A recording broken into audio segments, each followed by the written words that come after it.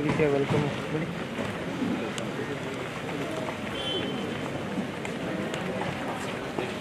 ಎಲ್ಲಿ ಅಂತ ಕತೆ ಕಡೆ ಮುಂದಕ್ಕೋಗ್ಬಿಡ್ರಿ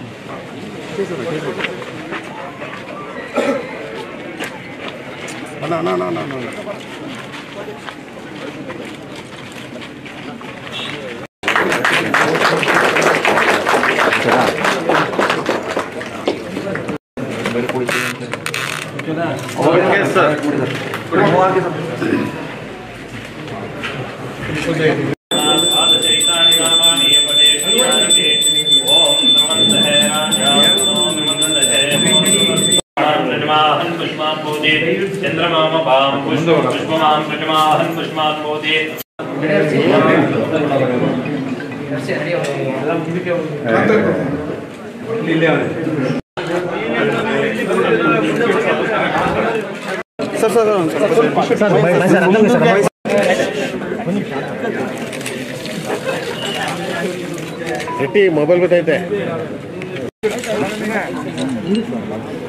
okay okay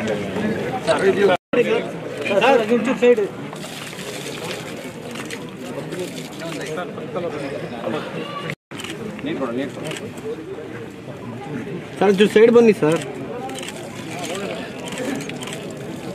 okay okay sir. ಮಾತುಗಳು ನನಗೆ ನೋಡ್ರಿ, ದೇವೇಗೌಡರು ಇವತ್ತು ಸಹ ನನ್ನ ಜೊತೆಲಿ ಸಿಕ್ಕಿದಾಗ ಮಾತಾಡ್ತಾರೆ, ರೇವಣ್ಣ ಮಾತಾಡ್ತಾರೆ. ಇವರು ನಾನು ಯಾವತ್ತು 96ರಲ್ಲಿ ಇವ್ರ ಪಕ್ಷವನ್ನು ನಾನು ಬಿಟ್ಟು ಹೊರಗಡೆ ಬರಬೇಕು ಅಂತ ನಿರ್ಧಾರ ಮಾಡಿದೆ. ಅವತ್ತಿಂದ ಇವತ್ತರೆಗೂ ಅವ್ರ ಜೊತೆ ನಾನು ಮಾತಾಡಿಲ್ಲ. ಅವರು ನಾವು ಭೇಟಿ ಮಾಡಿದ್ರು ಸಹ ಯಾವತ್ತೂ ಸಂಪರ್ಕ ಇಲ್ಲ. ಅದು ಅವ್ರಿಗೆ ನಮಗೇನು ಯಾರ ಬಗ್ಗೆನೂ ದ್ವೇಷ ಇಲ್ಲ.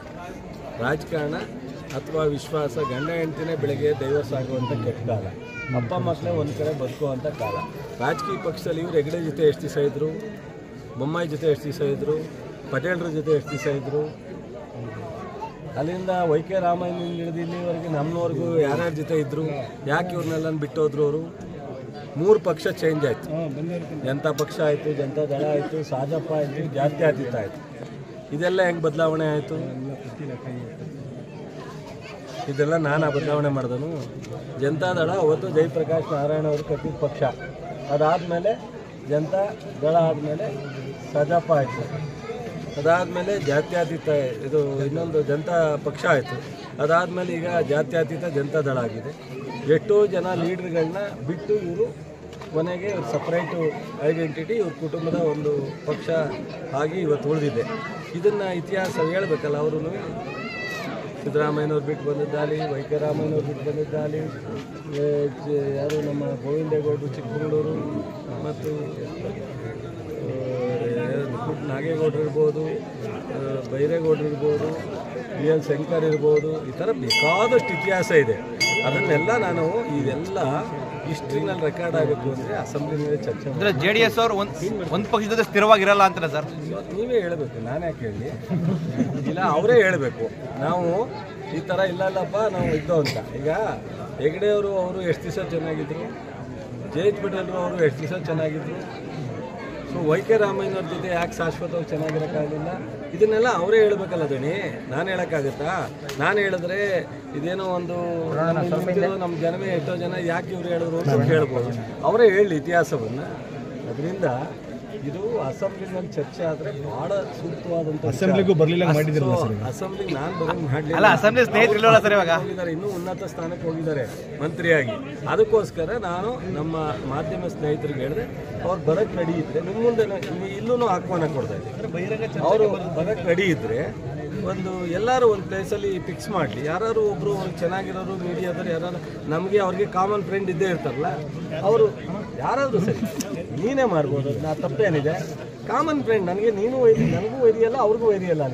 ನೀನು ಒಂದು ನಿಗದಿ ಮಾಡಿಸು, ಅವ್ರನ್ನೂ ಕೇಳು, ನನ್ನ ಕೇಳು, ಯಾವ್ದಾರು ಒಂದು ಟೈಮ್ ಫಿಕ್ಸ್ ಮಾಡು, ಎಲ್ಲರೂ ಸರಿ ನಾವು ಬರೋಕ್ಕೆ ರೆಡಿ ಇದ್ದೀವಿ. ಅವಾಗ ಅದಕ್ಕೆ ಒಂದು ಇದೇನಾಗುತ್ತೆ, ಈಗ ನಮ್ಮ ತಮ್ಮಣ್ಣ ಇಲ್ಲಿ ನಿಂತವ್ರೆ, ನಾನು ಅಲ್ಲೆಲ್ಲೋ ಕಾರಣದ ತಮ್ಮಣ್ಣನ ಬೈದ್ಬಿಟ್ಟು ಹೋಗೋದು ಹೊರದಲ್ಲ.